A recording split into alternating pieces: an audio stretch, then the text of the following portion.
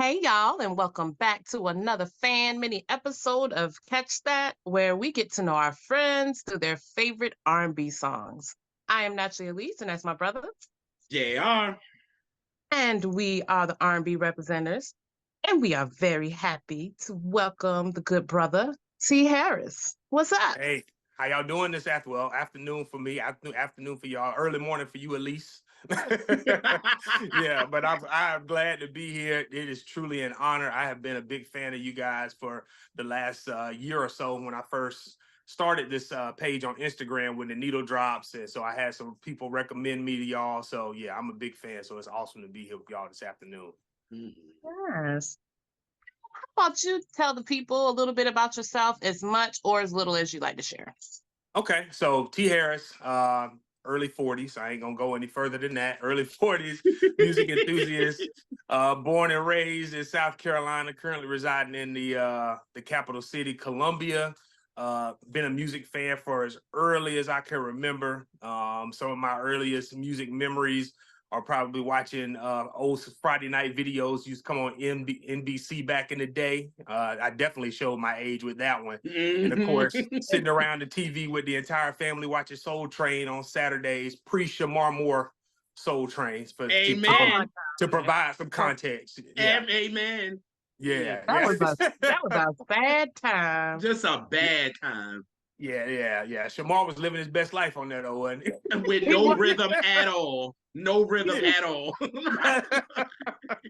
I would give him that. He was having a ball. He's having a ball. I get a brother props because I probably would have been wilding in my 20s on Soul Train too. So I ain't gonna even lie. So yeah, pre-Shamar, more Soul Train days, BET Video Soul, Planet Groove. So yeah, I've always been a music fan, music enthusiast. So my Instagram handle is @WhenTheNeedleDrops. So that was an opportunity for me to sort of share my love with music for others, connect with others that collect vinyl.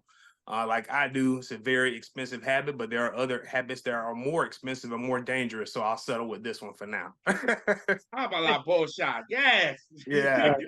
And at least with this habit, you have something to show for it. You know? Absolutely. Yeah, absolutely. And just on a personal note, devoted husband, father of 3 boys, ranging in the ages from 17 all the way to 5. Yeah, so that's a little bit about me. All right. Well, how about you tell us what song you decided to talk about today, and do you remember hearing it for the first time? Oh yeah, so the song I chose to talk about today is Boyz II Men's Water Runs Dry on their 2 album, which Elise is going to show you guys. I got it in the background here as well. Mine over there, the one she gave me. Yeah, so Boyz II Men, Water Runs Dry. I wouldn't say it's one of my favorite R&B songs, but it harkens me back to a childhood memory. My first heartbreak is associated with this song right here. So that's why I chose this song. Yeah. Yo, he come on the show the first time to talk about a heartbreak. Wow. Yeah. My first quote unquote heartbreak, because you don't know what heartbreak is at 14 years old. You think you do, but you don't. Yeah. So yeah. And I do remember the first time I heard this song, I think I remember seeing the video on BET Video Soul back in the day. So yeah, first time I heard the song, I was a huge and still am a huge Boyz II Men fan. So this was on their 2 albums. At that point, Boyz II Men were mega stars. I Make Love to You had come out too. I Make Love to You, so that's on that album. But End of the Road had come out 2 years prior to this album, and we all know how big of a hit that was. And then of course they followed that up with I'll Make Love to You and On Bended Knee. And then from that point forward, Boyz II Men was a household name. They weren't just an R&B act anymore; they were a pop act, so to speak. Yeah. We'll talk about it later, but I want JR to start giving End of the Road too much. I'm not. We're gonna talk about that. We are. Yes, it was oversaturated, but it is I think it's a great song. It is. It just was. It was everywhere. It was everywhere. Yes, you couldn't escape it. It was just like, oh God. No. I'm like, yo, coming. I'm just going to use the bathroom. Why is this song on there? Like, the hell? Like, I don't want to hear this. Like, you know, it's crazy you talk about that, but around that time, I Will Always Love You came out too. So those are the two songs that I remember hearing all the time for like a year. Yeah. Like, and I'll be honest with you, JR. We may be on the same page on this, but anytime End of the Road comes on the radio or on, I skip. I go to the next song. It's not that I don't like it. Like you said, I think it just is oversaturated. Yeah. Now you could get I May Love You, all the smoke in the world. You could light it on fire, throw it in the dumpster. I'm good on it. I don't like that song. I don't think it's a good song. Yeah. I would say it ain't one of Babyface's bright spots. I'll just say it like that. No. Yeah. Well, for me, this is actually my favorite Babyface written and produced record for Boyz II Men. Okay. For them. You know what I mean? Because I'm like, look, End of the Road, I give it fever. I do. Because it was just everywhere. But I was watching We Sound Crazy with Simone and them, and Daryl Simmons was on the show, and he said they did that in like one take, and Wanye was so his throat was gone, like, and he had to sing through that. So listening to that, I give it a little bit of sympathy. You know what I mean? Like, I give it a little now. It's kind of like, even though it's not a bad song, it's well written. They sung it great, but it's just I got sick of it. And then to know that what Wanye was going through on that record, it was like, okay, I got it. You know what I mean? But then, like you said, then after we were finished with that, I'll Make Love to You. It was like, okay, all right, y'all. Like, come on with this shit. Like, I'm I'm aggravated with it. Like, come on. Like, can we get something else? So finally, when they came with Bended Knee, it was like, okay, cool. It's a whole different production thanks to Jam and Lewis. And it was like, all right, cool. But this song, to me, I love because of the harmonies of the guys. Their harmonies are so intricate on this, and we use this a lot thanks to Elise coming up with this term, hauntedly beautiful, to be honest with you. And I think this is kind of what the difference of, you know, what made Jodeci and Boyz II Men, because you know they always kind of put them together. That's right. You know, and I wrote that down in my notes as I was kind of preparing for us to talk about this. Like it's funny, both the Cry For You video and Water Runs Dry were both set in the desert. But then you had this, they always tried to juxtapose Boyz II Men and Jodeci because they were peers with each other. So Jodeci was out in the desert with leather on and Jodeci boots. They ain't even Jodeci boots, but black people call them Jodeci boots because we don't even know what brand they is. I think they Doc Martens. But they out there in the desert in their leather and Jodeci boots crying and begging while Boyz II Men in the desert with white linen suits on, cool, calm, and collected. With their linens. Yeah, with the white linen on. But yeah, the production is so vulnerable too, and it's so simple. You know what I mean? It's like so simple, and it's just like the strings. Oh my God! Shout out to what's his name, Reggie Hamilton, because he did the strings and he's playing bass. You know what I'm saying? So it's like all of the instrumentation is so simple, and it's just guitar and string, and then the drums are just slowly in the back. Like you don't really hear it that much, and everything else is in front. You know what I mean? So it's just like the way that bass is hitting. You know what I'm saying? And then to know that Reggie did Till You Do Me Right with After 7, and what else did he do?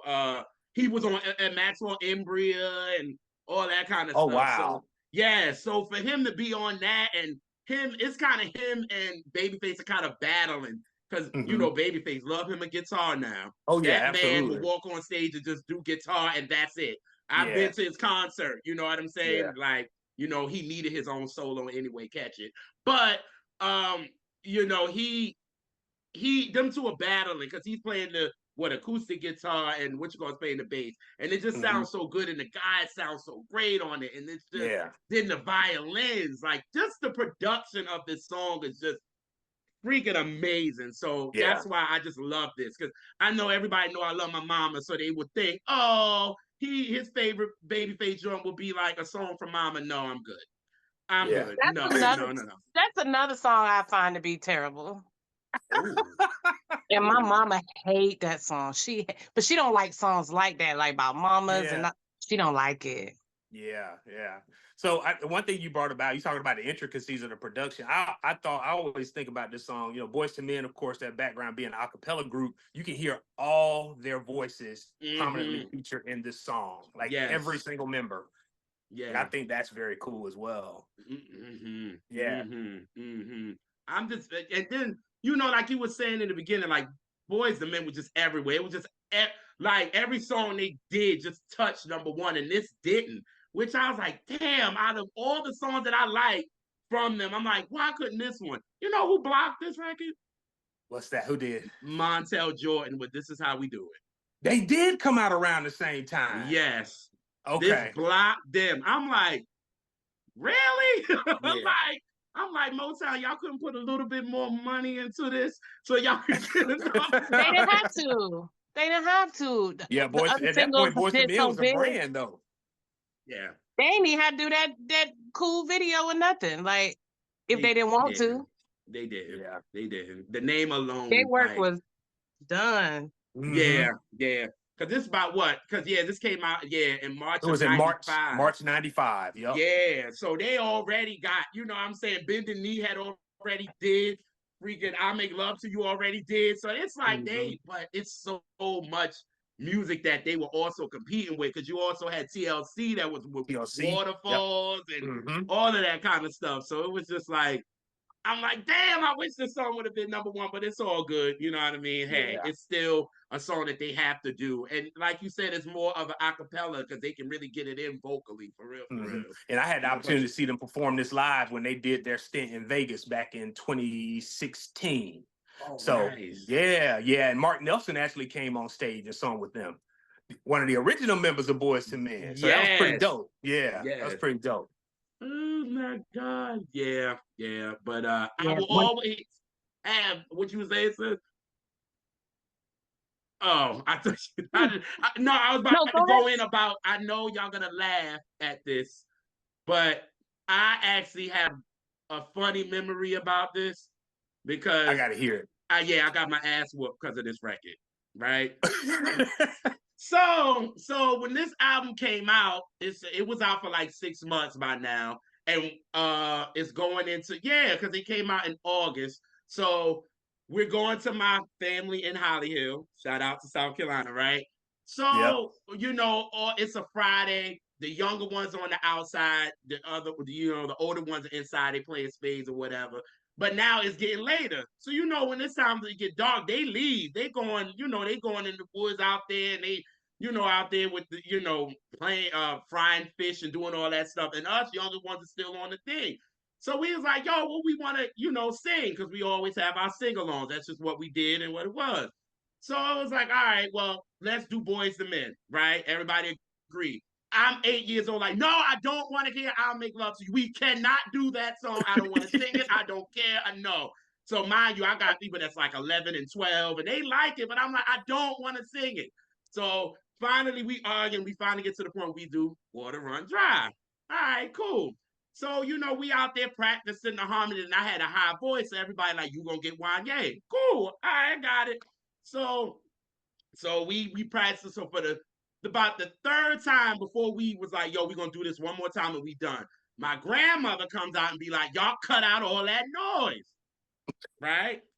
So we like, oh, grandma, whatever. So we start singing it again. The third time she was like, I told y'all to cut out that noise. That was just real warning right there. Yeah, the real warning, mind y'all, right?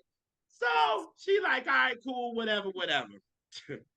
So we like, fine, we got it down pat. Let's do it this one more time and we gonna rock it out. So my part, y'all know, is, when Wanye like, pass, about like at the end, that part, right? Doing the little ad-lib. Yes. The door open. My grandma comes out. My cousin's jet. So me thinking that my grandmother is like, I'm thinking I'm her favorite. I'm like, oh, she ain't gonna bother me. I'm like, oh, grandma. She went, what? I dipped with a switch. She got me on the side on here. I think I still got a little mark from her there. ran. So I ran to my cousins. Was like, why y'all leave me? They was like, yo, as soon as that door opened, we knew what time it was. Like, you gonna sit there just because she your favorite? No, like, are you crazy? So I have a side or a little thing on my side because of this damn song, Water Run Dry. So I will always have this memory of my grandma whooping my ass because of this record. But it's still my She tried to warn you. The second warning was the real warning. Didn't I tell you, Elise? Didn't I tell you? The second warning was the real warning. Y'all should have listened. Or y'all should have went further away from the house because she told y'all stop making all that noise. Don't blame the record. Nah, don't blame the record. That's on you, man. Y'all could have been singing "This Is How We Do It," and it still would have been. He still would have got that ass whooped. Right. I was like, oh my God. So when I told my mom, because we always kind of laugh, because this is my grandfather's mother, and we always kind of laugh at that. And she was like, you know, I never got beat by grandma, but you did. I was like, oh. So I have a spot for this. So no, we blaming the song. No, I'm not blaming us. Boyz II Men, like, how I'm catching strays? How I get in it? For real. Yeah, how you blaming us? We wrote your favorite song. You can't blame us for you getting your tail whooped. Right. So I was like, yeah, I got to tell my sister. So it's always I'm getting my ass whooped from Boyz II Men record because I got beat for Can't Let Go. JR. Yes. Yeah. I'm sorry. Yeah, Boyz II Men. I'm glad you're able to talk it out though. Get that feeling. Yeah, I'm getting it out. I'm sorry. I'm getting it out. I can't let her go. My grandma was like, "Don't dance so hard," and I danced so hard from that video.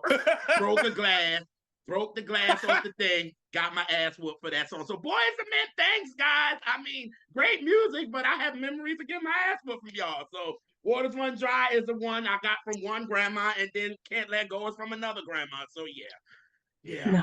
I think you're looking at the wrong common denominator. Don't you dare! Don't you dare! Yeah. Hey, you said she was gonna correct you at some point. Right. She wasn't gonna let me have this, right? Have we met?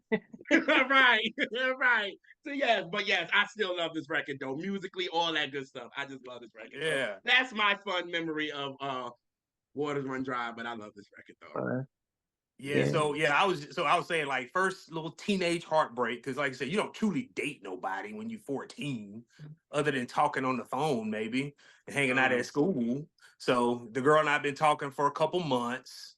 We used to listen to Two while we were on the phone, and she broke up with me unfortunately a week after Valentine's Day. Valentine's Day.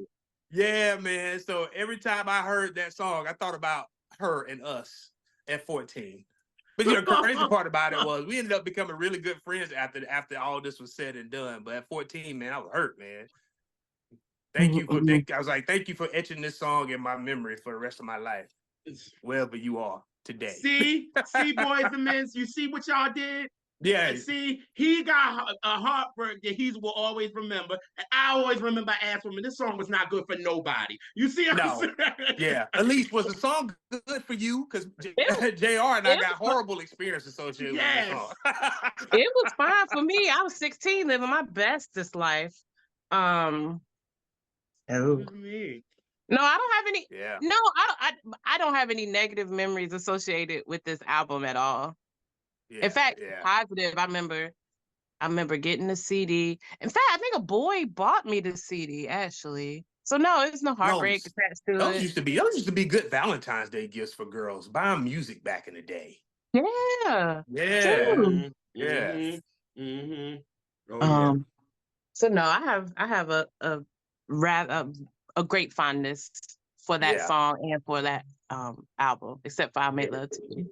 That's all. So I know at some point, I know y'all probably discussed this, but debating what's better, Cooley High Harmony or Two?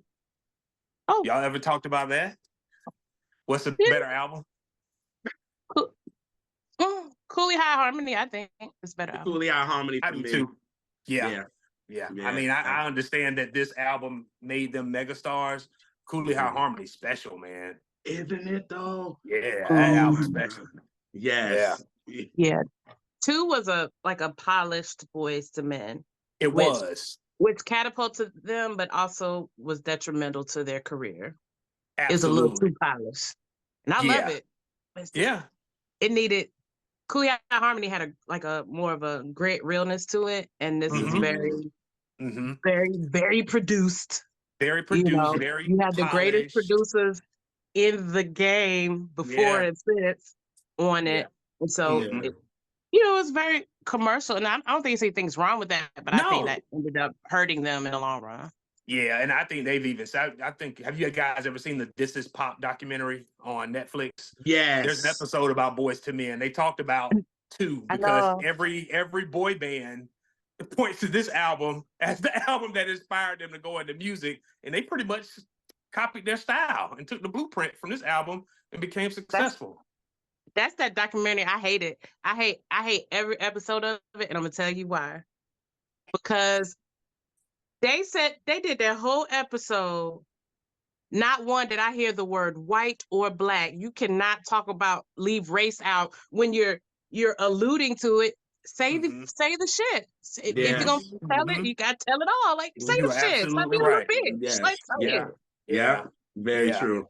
And on all of them, they like skipped over or kind of avoided talking about race, but that matters, especially as it pertains to R&B and pop music. Absolutely. You have to talk about it. Yeah. Because they couldn't have done everything with Cooley Harmony because, like y'all say, how raw and raw it was. So you couldn't follow the blueprint from that.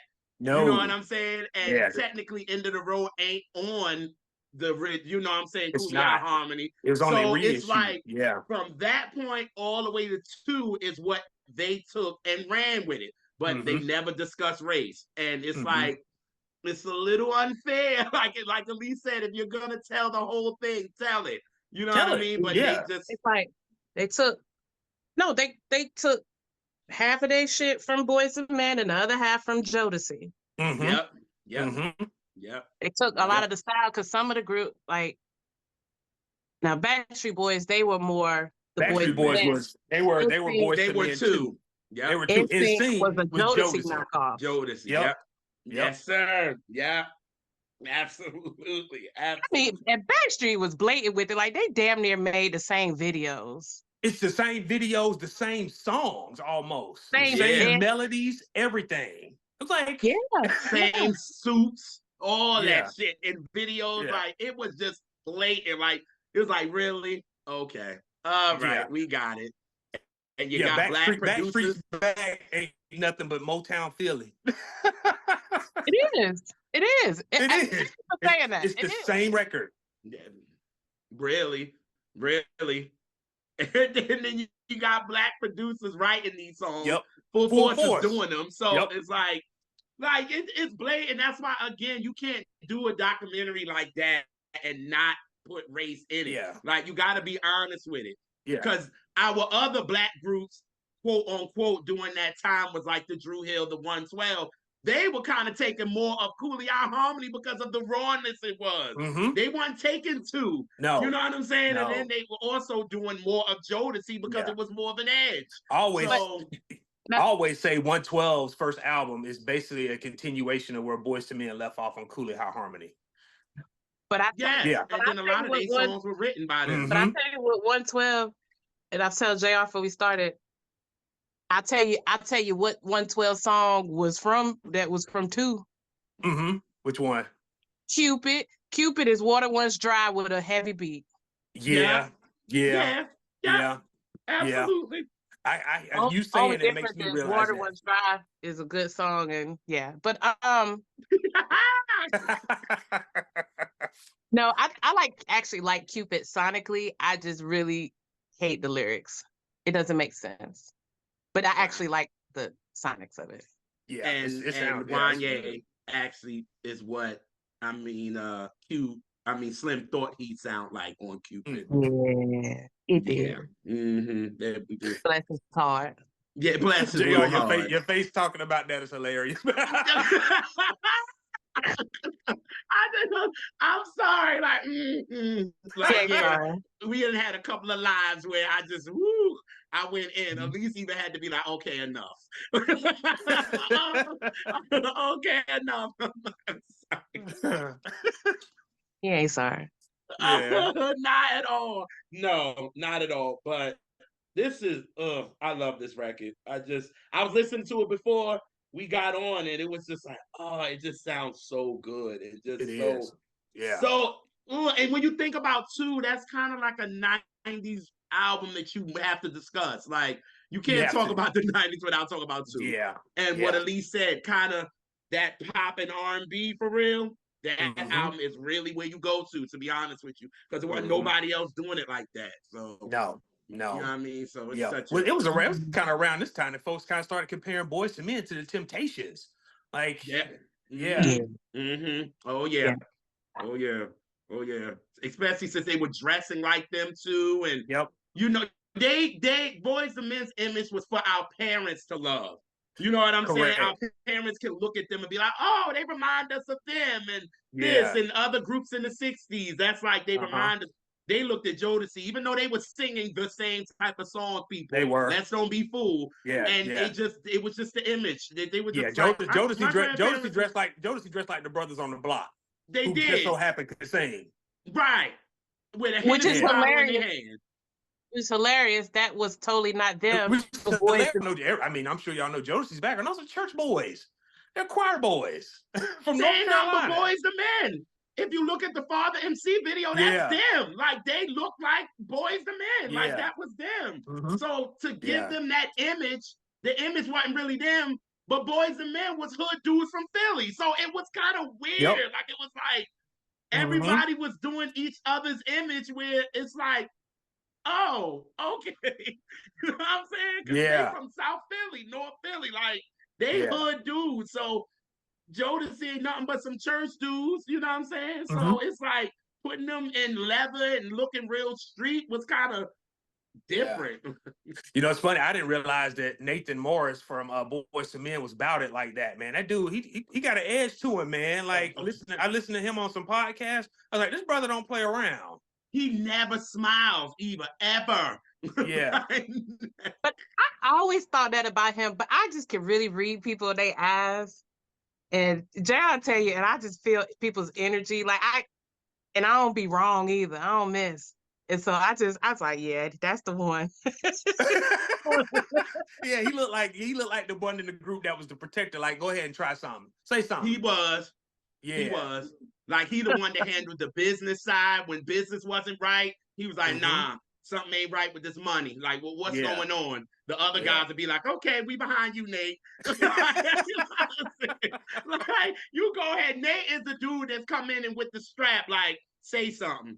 You think I got on a suit, but you don't know what's under this suit. Like, don't play with me. Like, that's what Nate gives. Because when he was on Quest's show. Yeah, that's the first time I heard that, and I realized, I was like, yeah, man, this dude, he's a real street dude. Yes, he is. Yeah. Yes, he is. But in their documentaries during this time, when they did the 2 documentary, he rarely talked, but he was just, you thought he was conservative. No, he wasn't conservative. He hood. You don't want him to go too far, because if he do, he is no coming back. So they like, Nate, you just say a few words and let everybody else speak.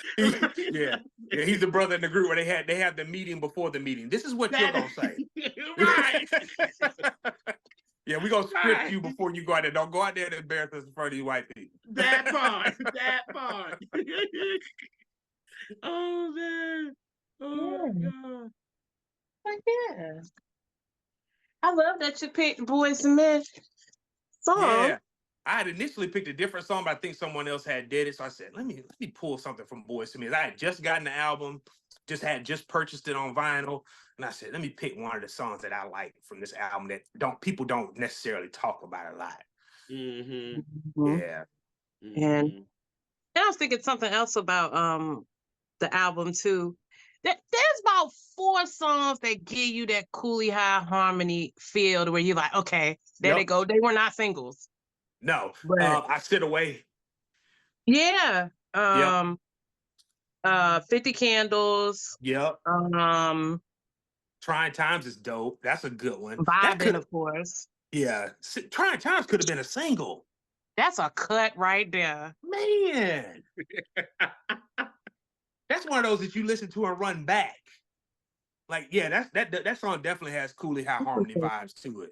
Who said, I feel contentment because of you. Y'all talking about, I'm loving that y'all talking about all the Tim and Bob records. Like, Five and Trying Times. Like, these are Tim and Bob. That's who they really wanted to do this whole album, to be honest. That's Did they really? They wanted that. But you know, the label wasn't having it after End of the Road. No. Yeah. They like, you crazy? No. We need Babyface records on there. You know what I'm saying? I wonder how that would have sounded. I know. It probably Cooley High Harmony Part 2. Just listen to 112's 112's first album, because Tim and Bob. First album. They ain't nothing but Boyz II Men and Tim and Bob. Oh, then it would have been great. I love 112's debut album. Me too. Yeah, I consider that. Yeah. That's one of the best R&B albums of the 90s, period. A lot of people feel that way too. Yeah. That's what JR say when he don't feel that way. He like, a lot of people are saying that. A lot of people are saying that, but I don't. You ain't low. That way. He just don't like Slim. It's okay, man. And don't. He's very vocal about it. Yeah. I mean, yeah, you know, It's a very greatly constructed album. Now that I'm not gonna doubt. No, that's it's sequenced right. It is. I like that album a lot. Yeah. Except for the lyrics of Cupid. But anyway, I've never done that. So stupid. Yeah. Oh, that rhymes with Cupid. Anyway, that's corny. Yeah. A mess. I can't stop laughing about how you feel about Slim, man. Put it like this. I'll say this. Like I was glad that in their later albums, particularly Room 112 and Part 3, that Deron Jones started getting more vocals. Yes. The brother can sing. Yes. Him and Q. Yeah. They started singing more. And Mike, every now and then, Mike would get a part in a song. Mike can sing too. I give Slim, but I think it was very creative. It was creative because it made them different. It made them different with his voice. You know what I mean? Because this is 112 and Drew Hill. Cisco's voice is something else. You know what I'm saying? And Puff is like, all right, we got to get something different because Q and Deron, they sing down, but we need something that make them different. I mean, hell, that's why he had what's her name? Pam singing the lead on Total stuff because it was different. You know what I mean? So it was smart. I mean, you know, I give Slim fever, but it was smart. Yeah. I guess. Shady boots. I'm sorry. I can't help it. But thank you, Mr. T. Harris. Yeah, I appreciate y'all. Now we know he got to come back and talk about an album now. Yeah. Hey, y'all let me know, man. Whether that happens or not, it is an honor to be on here with y'all today. Oh no, you're gonna right after this go off, you're gonna get right an email for the album. What's this or not? Right, you see that little or not. Like what? Yeah. I for one am offended. Very. Right after this joint, right after we cut this off, you're gonna get that email for picking an album. So yes. Well, I appreciate that, y'all. Don't try to run dry on us. You know? He throw the song right back in my face. Yeah. Really? You know, you'll make the biggest mistake of your life. Don't do it. Hey, one last thing about this song. I was thinking as I was kind of prepping to be on here, I was like, water runs dry. It's like the earth is covered by nearly 80% water. How dang long something got to be bad for water to run dry? My God, you can find water everywhere. But what percentage of water is drinkable and usable? Very little. There you go. Water everywhere and not a drop to drink. Yeah. Ooh. Yeah, especially in certain areas. Come on, a word. Look. That's a whole nother show. Yes. Water runs dry. Water insecurities in America. Now we just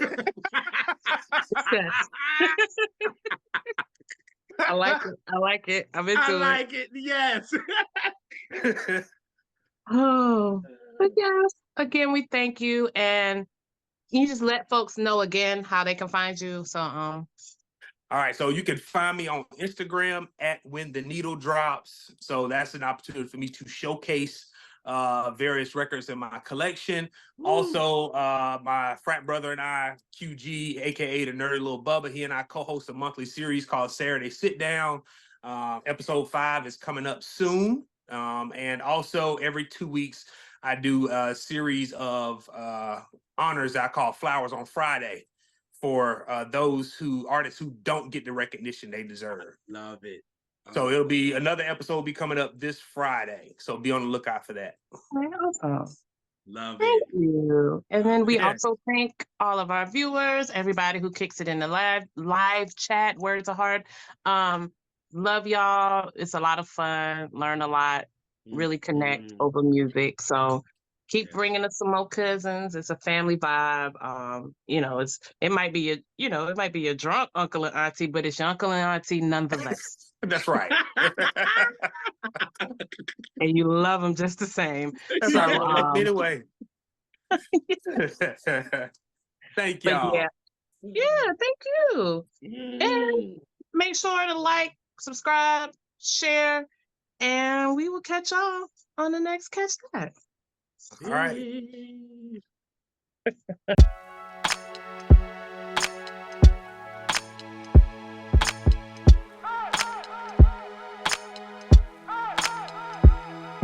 Hey, y'all, and welcome back to another fan mini episode of Catch That, where we get to know our friends through their favorite R&B songs. I am naturally Elise, and that's my bro, JR.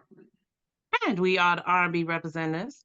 And today we're welcoming a new face to the show, and that is QG, the nerdy Lil Bubba. Did I do that right? Hey. Yep, good afternoon. Got it right. How you doing today, sir? I'm good. It's Saturday. It's somewhat warm up here. And yeah, I'm here. Yes. And we are very glad to have you. How about you tell folks a little bit about yourself, or a lot about yourself, as much as you like to share with the folks. All right, so I am QG, aka Nerdy Lil Bubba. You can find me on Instagram at Nerdy Lil Bubba. And basically, I'm here because of my love for R&B music, especially old school R&B music. I'm an old soul. What can I say?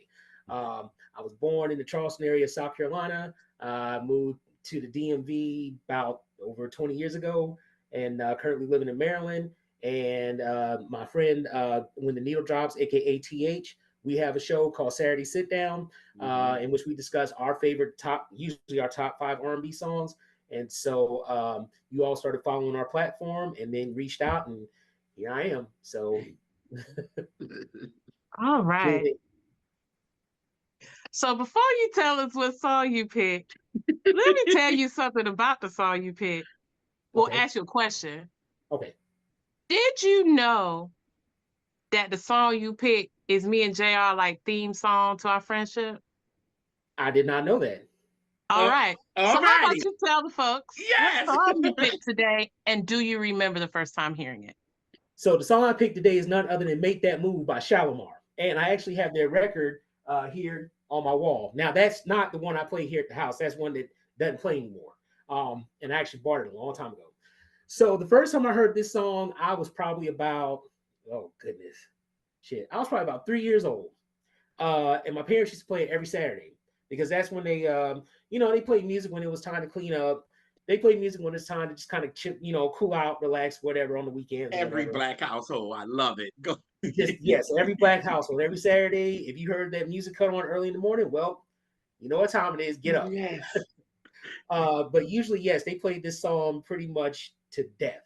But I love it. I love the song. I play it every Saturday myself. I just played it this morning while I was cleaning up.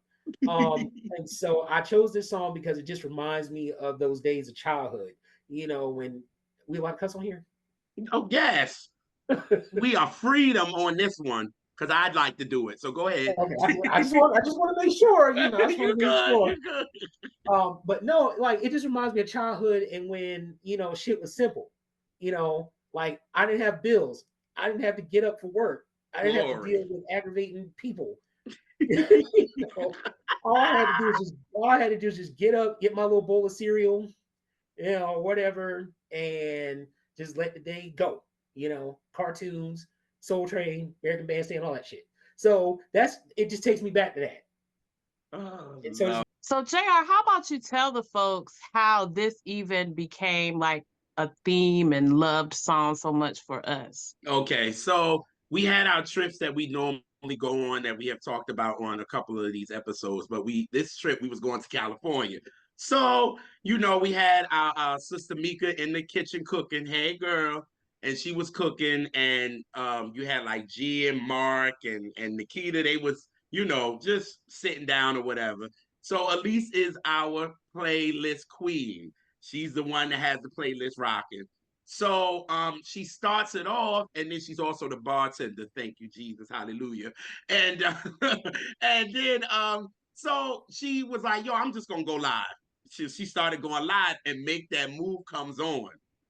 Let me tell you something. Me and her went nuts, and we started doing the choreography together. It wasn't like it was. It wasn't like it was planned or anything. And it was like the part where what's your favorite part, sis? Where they do what? Love is emotion. Yeah. So, and that just had me laughing. And then we just started doing the choreography together and all that. So when we started rnbreps, we said that is going to be the theme song for us, because we was like, in that moment, it was just, everything was just right. You know what I mean? And she was on live, and we just dancing and just going crazy. So we was like, yo, when we started rnbreps, we was like, that is the theme song. Make That Move. So you throw that on, me and Elise is going to lose our mind. So OG, when you picked it, me and her was like, whoa. Did he know on the low that that's our theme song and we kind of go crazy because of it? But no, you didn't. But we was like, we feel so bad because he's gonna come on this episode and we gonna be a mess. And this is his first show here. We're nervous about this. No, before we started, I said, JR, did he know? He was like, I doubt it. I don't think so. I was like, oh, okay. Yes. I mean, that's a testament to how much that song just brings joy.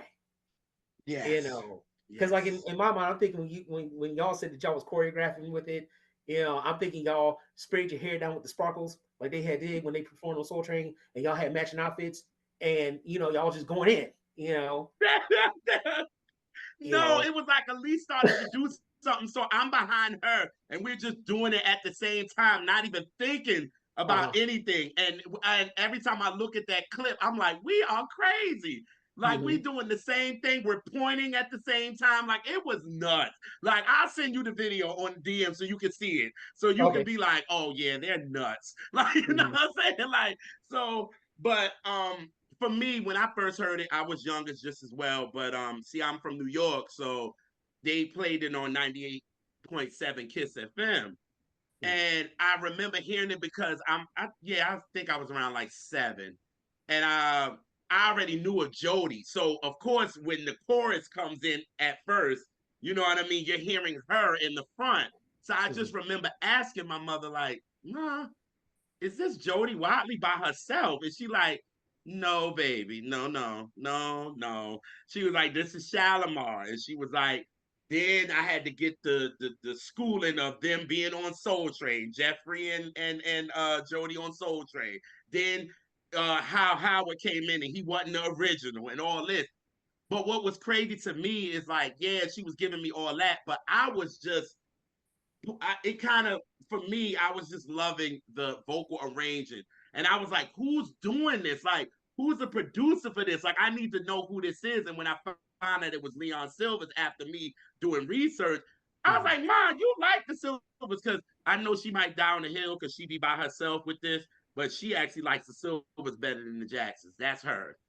You know what I mean? Like, that's her. She goes like the Silvers for her. You know what I mean? She was like, I like the Jacksons, yin, yin, yin around the house. That's what she said, just to be funny, y'all. But she like, I like the Silvers. So I was like, oh, Mom, that's the group that you like. And she like, yeah, that's the older brother. And then, getting to know that he got with Solar and him and Dick Griffey and all of this. But the thing that really bugs me out is it seems like they overlook Leon's contribution to R&B to me. And it's like, you can't. And it's like me and Elise talk about that often. It's like they go from Gambling and Huff, because Quincy Jones was in his own lane. You know what I mean? So they go from Gambling and Huff and they go right to Jimmy Jam and Terry Lewis. And it's like, wait a minute. Y'all can't skip Leon. Like, come on. Like Leon and, James and Toomey and Reggie Lucas and, and Kasheem. Like, you can't miss those. And I'm like, if you talk about Jimmy, yes, the Calloway brother, like you can't miss them. So it's like, especially with Leon coming out of that disco era into that experimental 80s, it was like he had this sound with him. I mean, with Shalamar, the Whispers, Dynasty, Lakeside, like all of that he was doing, you know what I mean? And the vocal arranging and production that he just did with Shalamar, and it's like each of them had a solo to me. It's like every last one of them. So Jody she was in front for the hook. Then you had Howard and Uncle Howard and and Jeffrey at that. Then you got, you know what I'm saying, Uncle Howard just gonna go off because, like Zoe said on the show, ain't a lot of people out singing Uncle Howard. So, Yeah. And Jeffrey, I mean, oh, go ahead. I'm sorry. Go, Jay. Where are you going? No, I was about to pick up Jay. I was like, you can take a breath. It's okay. No, I was gonna say that Jeffrey, I mean, he sang a little bit, but you could tell that he was more so the background vocal. But between Howard and Jody, they really carried that what I call era of Shalamar. Because I mean, there's different eras in my mind to Shalamar, but that 79 to 83 is what was in my mind the most active, the greatest version of Shalamar. Oh yeah. I don't think anybody would argue with you on that at all. Yeah, because I mean, not one human on earth. Yeah, because I mean, before, like, it was kind of like, and I'm sure y'all know the story of how they all came together. It was like they was just kind of like, Jeffrey was dancing, and Soul Train, Dick Griffey, and Doc Cornelius, would start the Soul Train Records. They were like, well, we need some singers. Mm-hmm. We'll take you two, and then we're gonna grab somebody random and throw them in. But that person didn't work out because they wanted money. Then that was I can't think of his name now. Gerald Brown. Gerald Brown. Yeah, Gerald Brown. Yeah. Yes. Yeah. Mm-hmm. And then they went and got Gary Mumford, who sang on Take That to the Bank, but then he decided he wanted to take a more spiritual path, and he left. But when they brought in Howard, that's what they needed. But unfortunately, they had their little internal squabbles, and which is now playing out publicly. Ain't that a mess though? Like, it's just. But I meant to say at the beginning of this that I ain't want to talk about that because Jody tired of it. She tired. Yeah, Jody is tired. She's tired. She's really tired. But she is. Yes. But I love like the performances that make that move when you seeing them on, like, I think it was the R&B Blues Awards, and they wear it all white. And they just like, you know what I mean? It's just so, because Uncle Howard, bless his heart, he couldn't dance. Bless his heart. You know what I'm saying? Like, when they probably was doing that, they probably was like, yo, okay, 1, 2, 3, 4, 1, 2. He was the Johnny Gill of the group. Like, I was about to say that. I was about to say that, like, word life. He was. Because you can tell, like, if you're looking at the performances, like even the video for the second time around, you can tell he's counting. You know what I'm saying? It's like 1, 2, 3, 4, 1, 2, 3. Mm-hmm. Like, it's like, but when he don't have to and he's the singing lead, he's there. You know what I'm saying? Like, he's in it. Like, Uncle Howard is there, and ain't nobody out singing him like that. He's just giving you this. This is what he's doing while he's singing. He was more the crooner, he was more of the slow jam. Like For the Lover and You type, that was his lane, that was his groove, because he didn't have to dance like that. Yes. But on the faster jams and stuff like that, nah, he wasn't like, wow. Just a mess. It was just like, Uncle Howard, thank God you have a voice. But you know what's so crazy? A lot of people that's like vocalists can't really dance. If you think about it, like a lot of our real vocalists cannot dance at all. be like, I guess they creators said they can't have all the talents. that's true. That's true. That's true. We That's got true. we got to spread that out to some other people. Yes, yes. Everything. Right, right.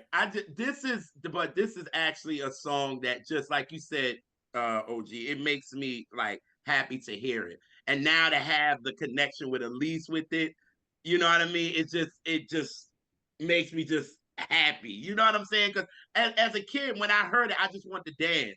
And then I wanted to kind of hear, I was really listening to them vocal arranging, because I really was paying attention to that, because it's like everybody needs somebody, like that kind of stuff. And it's just like the different stuff Leon was doing with it. It was like, it just fascinated me. So then that is what really got me into my Leon Silver's bag. It was like, oh, he did this and he did this. And then it was like, oh, mom, I listen to the Silvers now. Because before I was giving her a little fever, because I'd be like, no, mom, the Jacksons, and that's just the bottom line. I don't, my young self trying to tell her, like, oh, no, I'm just listening to the Jacksons, and that's what I know, and da-da-da-da. And then with doing this and hearing Leon, it took me back to this, Fool's Paradise. And then, him doing Misdemeanor for Foster. And it was just like that. But to me, it's like in the pocket with Shalamar. It was like,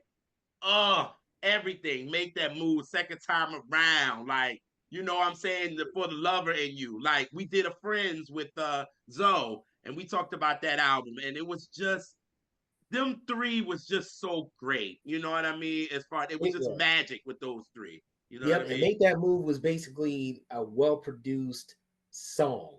Like you said, from the vocal arrangements to just the instrumentals arrangement background. I mean, it was just the perfect song for that era, because like you said earlier, that's when R&B, R&B was making that transition from disco to what they call the boogie period.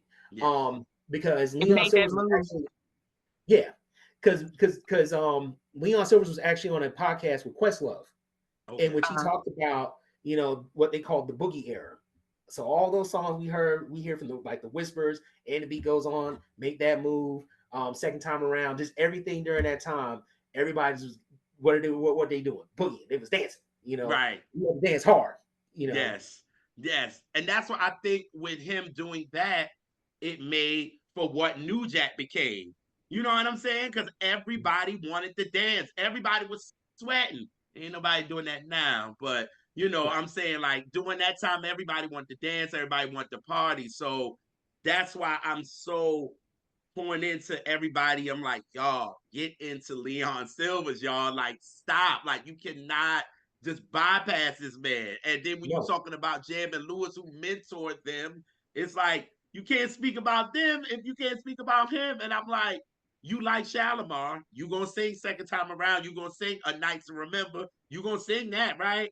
Well, he was the one that did it. You know what I'm saying? So I was so happy that you picked this, because nobody really talks about Leon. And when y'all did it on your last episode, I think QG, you brought him up.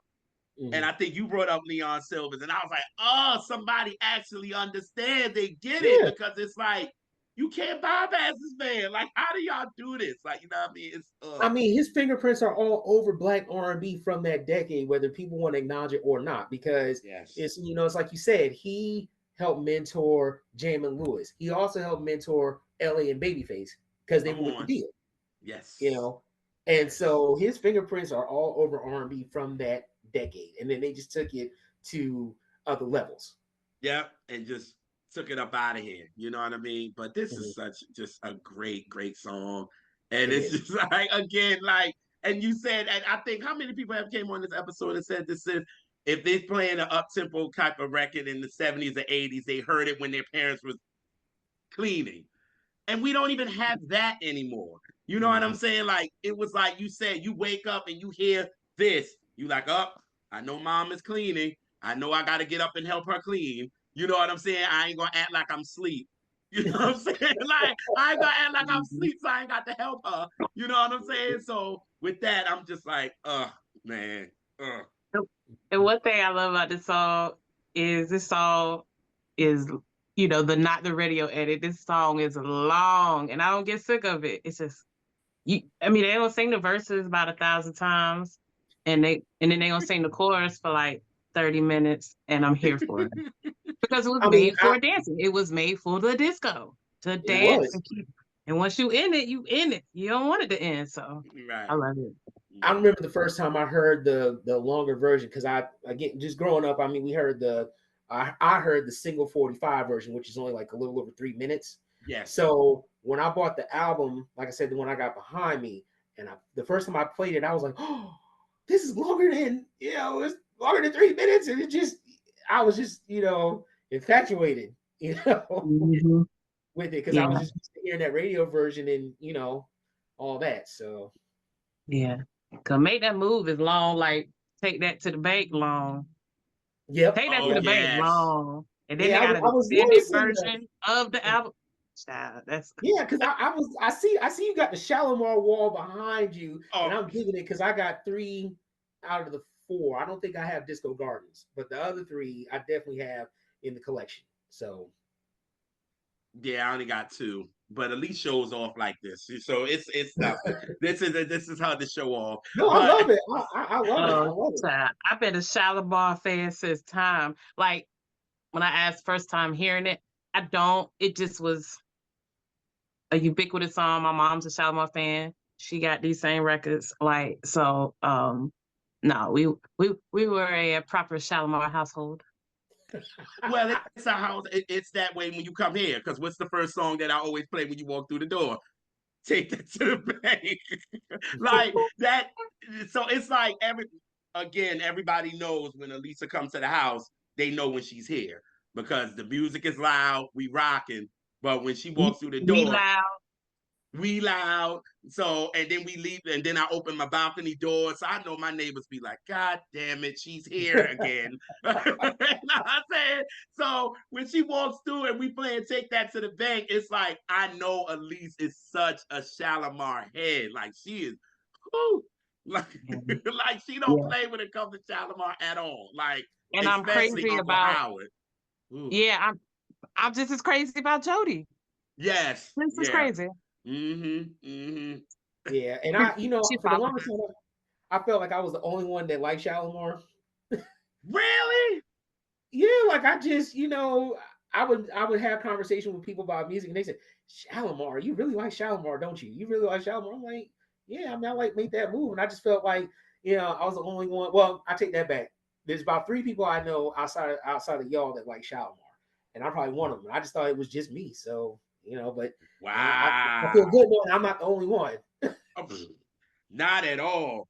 Shalam, we love them over here, and then we always talking about the longer version. That's when they let Howard go off. You know what I'm saying? Like, like he just goes off, and then the vocal arrange. I can't listen to because then they have the joint on Spotify, which like 3 minutes, like 45 seconds or whatever. No, you gotta go to the just get the actual. Go to the actual 3 for Love album. Yes. Yes. And the 6-minute version. Oh yeah, I'm listening to that. That's the version. I can't listen to that because I want like when we first came on, Elise was singing a part of like maybe it was about 5-minute part of the song, and I was like, Elise, you better sing the long version. She was like, that's all I listen to. Like I don't listen to the radio edit. Like it you know what I mean? Because it's so much more. Because you get to that, you be like, wait a minute, no. I need Howard to go off at the end. I need Jody to come back in with the hook and Howard just going in and all that kind of stuff. Like it's man. I always like a little piece of something that just stick with me. But Jody like, come on. Yep. Like you got like strings and all that in there. It's like that's what I'm saying. Like it's just a beautifully made song. This is, for that era, it's just a beautifully made song. And the thing about it is, you really can't. I wouldn't even classify it as being a disco song. It's just like the new entry of R&B. Yes. Now, even though you can still like play this joint, like if they was at like Studio 54 before it closed down, y'all. But you can play that and it still has it because it has a break. Like Leon Silvers made sure in his songs there was a break that you could dance to, but it wasn't that normal disco feeling. You know what I mean? It was just, wait, this is something they called it post disco. And it was like, it was that. You know what I'm saying? That's what I loved about him, because he wanted you to dance. You know what I'm saying? So he gave you a break where you can be like, go off, just go off. And it's just the beat in there, and there's nobody else. And it's just that beat rocking. And then Jody and them come back in, and then there you go. You know what I mean? Well, yeah. There you go. And that's the thing that tripped me out about, you know, in researching that particular time frame and era.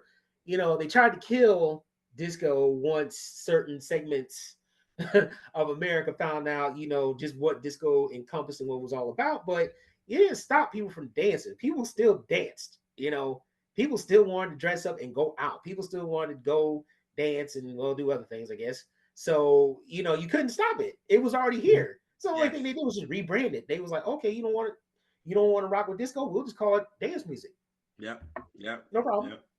Yeah, I wish the moniker of disco would have never came about, just like how I feel about the moniker of neo soul and stuff like that, because it groups certain things, and when you give it a very specific name, then now it's going to phase out. If you just generally call it R&B or generally call it dance, it is better, because then it's like, oh, that's a disco record. No, it's like you said, it's just a dance record. And I hated that they segmented it in that way, because then it became, oh, well, now that we can just attach disco, the black folk and the gay folk is getting joy, and how dare they? So let's stomp it out. Familiar story. And that's exactly what it was. It was, you know, you had certain A&R and or rock groups crying because they weren't getting paid during that time, because everybody was gravitating towards disco music. And, you know, at first it was cool when it was just concentrated to, I guess you could say, more cosmopolitan and or urban areas. Once it hit middle America, that's when it's like, oh no, there's these black people and Latino people and gay people, they just dancing and having fun. And no, we can't have this. We got to find a way to shut all this down. And that's exactly what they tried to do. They didn't stop it. And the crazy part about it is somebody was doing it too. Just like with rap. Just like with rap and hip hop. But that's gonna be a whole nother. Just like rock and roll. It's like just like blues, just like jazz. It's a tale as old as time. They do it. I'm telling you, when black folk do some creative shit, if they can't come in and really eat off of it, they gonna cut it down and then make a sanitized version of it. You know, i.e. of R&B, like i.e. K-pop and all that. They make a sanitized version, or in all your whole boy band era and all that. Oh, we're gonna give you R&B light that we were criticizing them for, and we stomped it down. But now we're gonna do this little goofy ass version and make a whole bunch of money. And that's the thing, they was beating off of us for years. It's kind of like what they did. As far, because y'all know, and like I always talk about this, like in the 70s, our bands was kicking ass. You hear me? Like our bands was really kicking ass. And even they were kicking ass during the disco era, quote unquote, because I hate that too, that they made that a name, because a lot of these artists couldn't get out of it either. When it was time for something to come new, it was like, oh no, you a disco artist. You can't, a lot of them got stuck in that. But a lot of our, you know, bands, Earth, Wind and Fire and all them, they were just making traditional funk R&B music, and you were still able to dance to it in the clubs. That's just what it was. But then the whites got sick of it, and then all of a sudden, let's create new wave, which ended up being black. Like, that's why we know a lot of them joints, like the Tears for Fears and the All Them, and the, you know, we know those because it's nothing but black music anyway. Like, it's black music with a lot of it black producers and black background singers. Don't get it fucked up. So it's interesting. Cause I said that recently. I said that new wave was just R&B light. Yep. You know, I never thought about it that way, but now that y'all are putting it in that perspective, it makes sense, because new wave started coming around exactly when disco, quote unquote, started dying out. That's when it came around. And what they did, because if you think about it, before quote unquote disco, black music was moving in what? The funk direction. With James Brown, Kool and the Gang, Earth, Wind and Fire, and a few other Commodores, a few other groups, right? So they was like, well, hold on, we know that they're moving in this direction, but let's kind of make it the beat a little bit more faster, and then let's try to bring it in other groups to dilute it. And I'm not, don't get me wrong, I'm not saying disco was bad, but now that y'all put it in this perspective, I kind of feel like that's what happened. And these like I said, these record labels, they can't cry because they was eating off of us. They still eating off of us. Still. I mean, they made a killing during that era, which is baffling why they conspired to kill it. It doesn't, because during that time in the 70s, we had more creative freedom, but they had more of the money. You know what I'm saying? Like, we were able to make the albums we wanted. We were able to talk how we wanted to talk. We were able to do all of that. But y'all was still getting 90% of the money. We were able to be free creatively, but y'all was still getting the money. So why y'all gonna kill it? Yeah. Because Donna Summer, there's a documentary about Donna Summer that was on I think it was on HBO Max that I watched. And she talked about, and she touched on it, how her record label at the time, I mean, they basically robbed her. Yep. They robbed her. And a lot of record labels was robbing their people, and they were making a killing. And they, probably still do, but. Because she said she was like doing, none of her singles ever was ever released. They always released. And when they finally did release a single and it was doing well, they didn't put no promo behind it. Dim all the lights. And they put nothing behind it, and they threw out what is it? Huckleberry Park. What is it? MacArthur Park. They put that out and just crushed her single like it was nothing, because they knew she was gonna eat off of it. They knew she was gonna eat off of it. But they like, no, we're gonna put this out. And that went #1. And she knew then, you know what? Where's my accounting? I gotta get something ain't right. And I'm like, y'all making the money, why y'all gonna kill it? You know what I mean? It just it bothers me. It like really bothers me. But then that's when race comes into it. Because like I said, in the 70s, we were eating. Like, period. But now, not to absolve black labels either, because now we know Motown was robbing folk. And I hate to say it, but Solar wasn't much better. No, Dick wasn't at all. No, he wasn't. No. Solar wasn't much better. And there's something I say a lot on this show is, it is very shameful that these black labels did that to to our people who are already struggling, who already have to fight, and you're gonna rob us to where we do a record on your label, you fuck us over so much of the money, we mad, we even go to a major, and then they go and fuck us over, but at least they give us a little more, relative, and then we got to eat that up. And it's a shame, because I think music would be in a different place if more of those black labels did right by their artists, because then we would have stayed with them and stayed with some of the independent labels then that could have grew into something. But that greed, it get people, so yeah, it's a white people did something to us, and our own fucked us over at the same time. Because I was about to say with Solar, I mean, Dick Griffey was robbing his artists, but then I think Dick Griffey was getting robbed too, because by who he was distributed by at the time.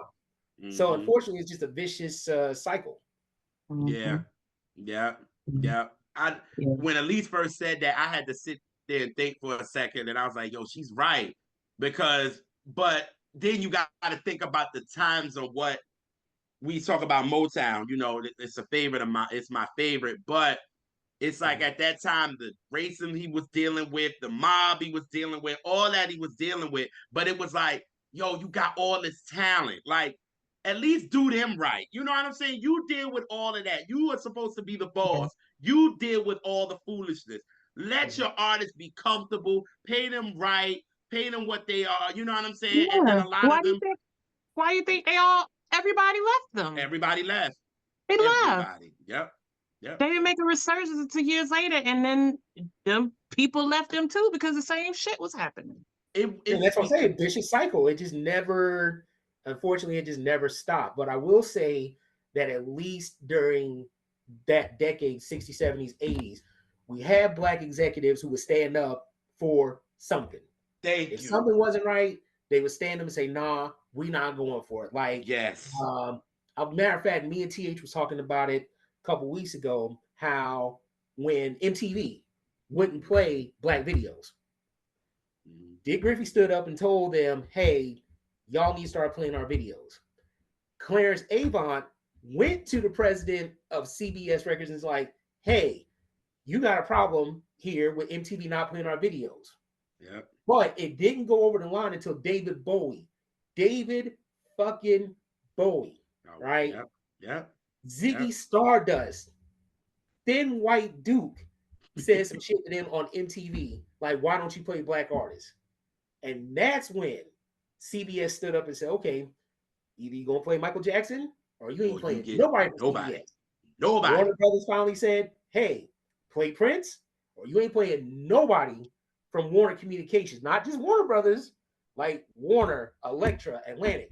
Y'all ain't playing nobody. And that's when we were able to get our stuff on here. But they stood up. They all collectively got together. It's like, look, we got a problem here. Why aren't our videos being played? Mm-hmm. Now, part of me's kind of like, well, I wish they had actually put their muscle behind BET, since BET was already playing videos before MTV. But that's another true. Very true. I wish they had actually put that muscle behind them and say, you know what? Okay, MTV doesn't want to play our videos. Let's put our muscle behind BET. Let's give it all we got and push the limit. Mm-hmm. But again, that's another discussion for another day. Yeah, but that's true though. That's so true because it just like y'all said, it's like why don't we put behind our own? It's so we always want to cross over. We always want that crossover money. That's what we're looking at. It's like we had BET right there, like right there. Put all that money behind them, so then we can be equal to MTV rather than be like this. You know what I'm saying? It's like, okay, yeah, BET is here, MTV is up there, cool, whatever. And like Whitney said in her interview, she said, why is it always got to be a breakthrough? Why is it always got to be a breakthrough when it comes to us? You know what I mean? And white artists, they fine. Oh, they get their stuff thrown on and it's good to go. But us, oh, it has to be a breakthrough. Michael Jackson broke through. Whitney Houston broke through. Tina Turner broke through. Like, it's like, what? You know what I mean? Like, and then them white people be grooving to our shit just like us. A little off rhythm, catch it. But you know what I mean? Like at the end of the day, it's like they was grooving to make that move just like us. It wasn't doing great just for us.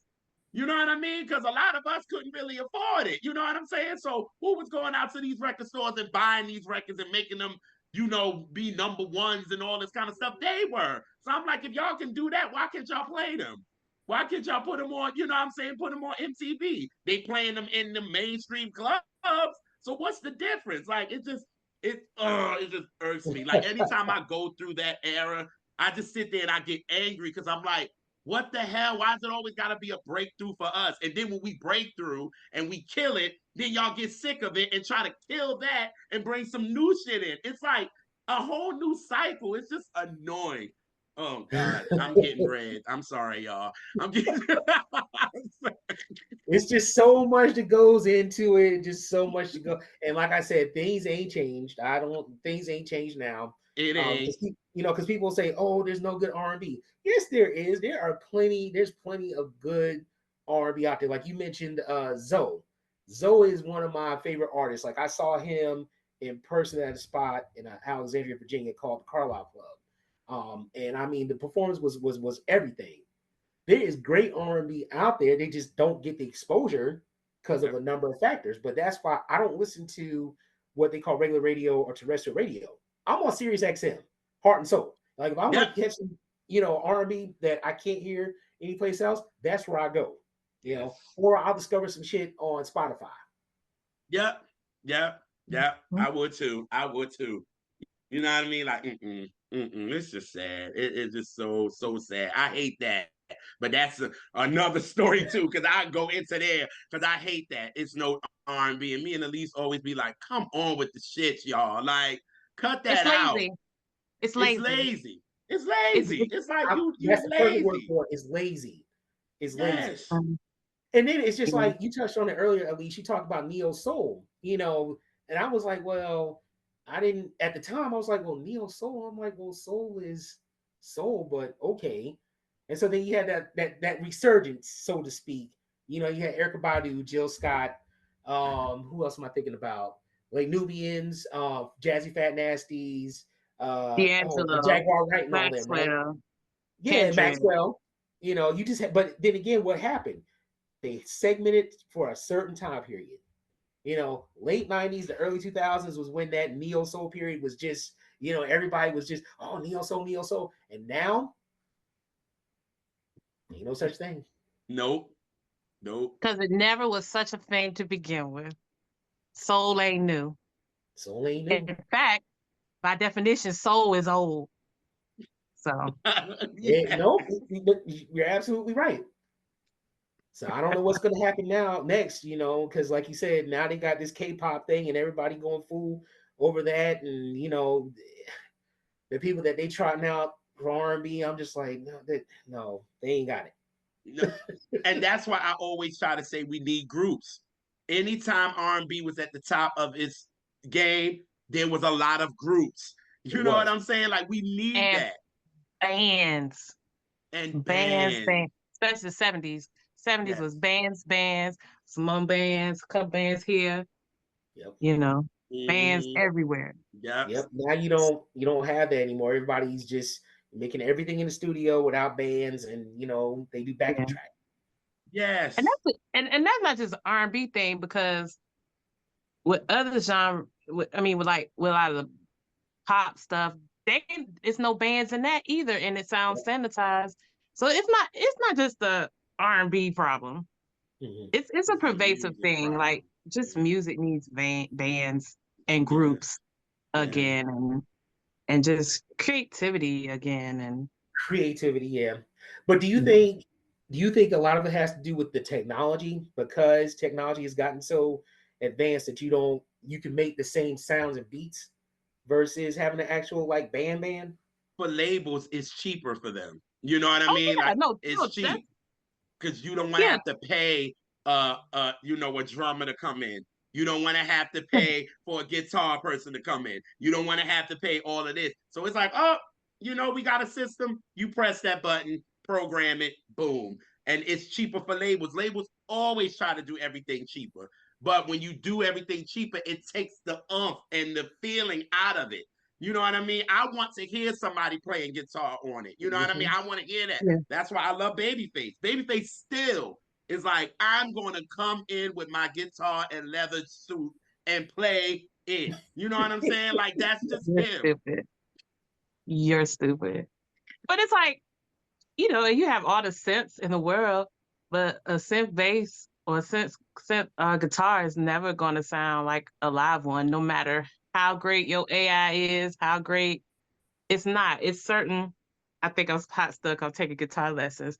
It's a certain sound when you going from chord to chord that a synth is never going to give you. Right. That cheap, like you're not going to get it. Just like what we're talking about, we make that move and the strings and all of this, and like it's a feeling. You know what I'm saying? It's like you want to groove to it. It's like, ooh, you feel that string come in. You hear that bass playing. You know what I'm saying? You hear Leon on that bass. Like you feel it. This now, it's like, no. Yeah. No.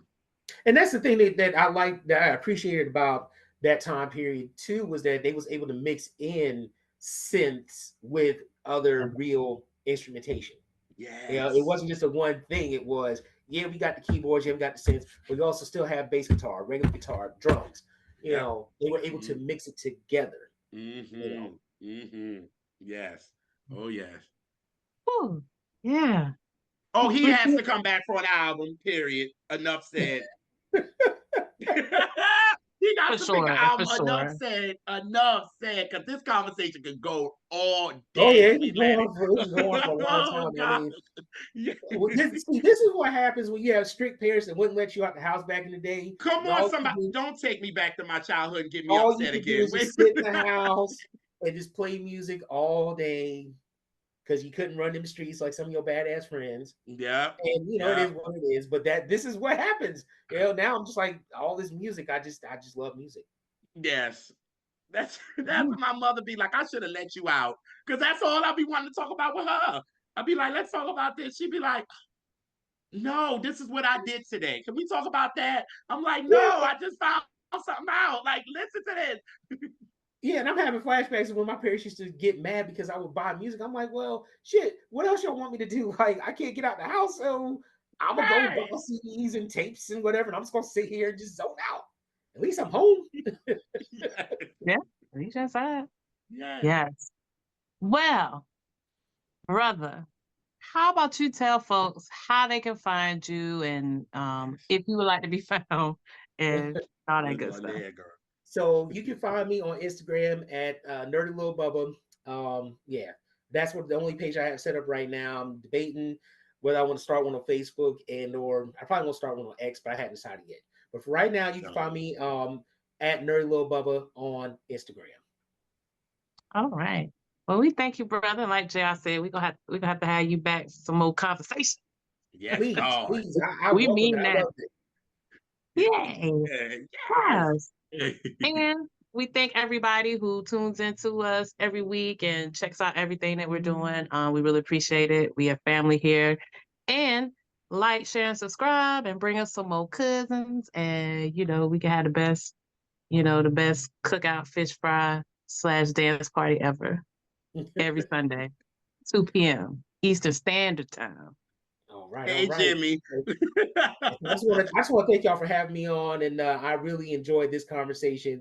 And I am more than welcome to let's do this again. And matter of fact, I gotta bring the homie When the Needle Drops on too. Oh yes, we gotta get both of y'all together so we can do one. That'll be dope. Yeah. And as a matter of fact, shameless plug. Saturday sit down with When the Needle Drops and Nerdy Little Bubba will be taking place on February 10th, Instagram Live, 6 p.m. And we are gonna, since it's the month of February, we will talk about the top 5 love songs. Get the draws taped. Yes. Yes. You will take it back to when you was in college, depending upon what era college you was in, because some of y'all might be in the tape era, some of y'all might be in the 8-track era. But for me, it was the mixtape. It was the mix CD era. I ain't gonna tell you the name of some of the mix CDs I made, but it's gonna take you. Some of the songs we will list. It will take you back to those glory days. Come on, somebody. Or if you're married, I mean, you can still put that CD in. Yeah. So yes. So February 10th, 6 p.m. Instagram Live. When the Needle Drops, Nerdy Little Bubba. Top 5 love songs. Join us. Yes. And we want you to make that move to see us next Sunday, 2 p.m. Eastern Standard Time. And we will catch y'all. And we will catch y'all on the next Catch That. Peace. Peace, y'all. Oh, God.